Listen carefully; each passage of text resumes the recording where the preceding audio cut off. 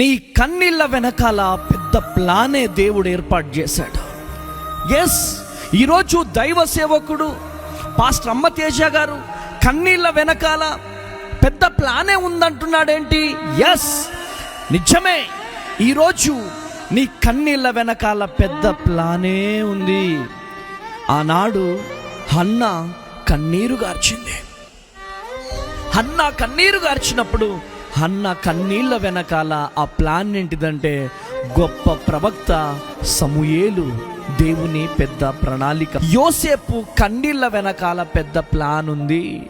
యోసేపు కన్నీళ్ళ వెనకాల సింహాసనం, ఐగుప్తు దేశానికి ప్రధానమంత్రి పదవి దాగి ఉన్నదే.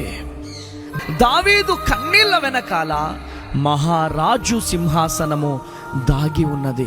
ఈరోజు నీ కన్నీళ్ళ వెనకాల కూడా దేవునికి ఒక పెద్ద ప్లాన్ ఉంది.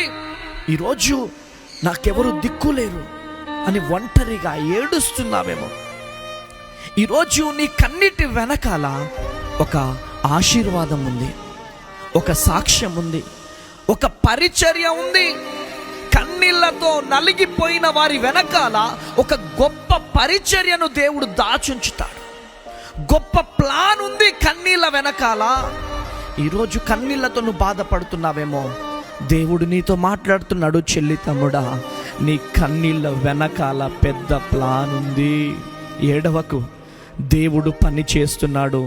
ఈరోజు నీ కన్నీళ్ళు రేపు సాక్ష్యంగా మారబోతున్నాయి. ఈరోజు దేవుడు నీ జీవితంలో గొప్ప కార్యము జరగబోతుంది.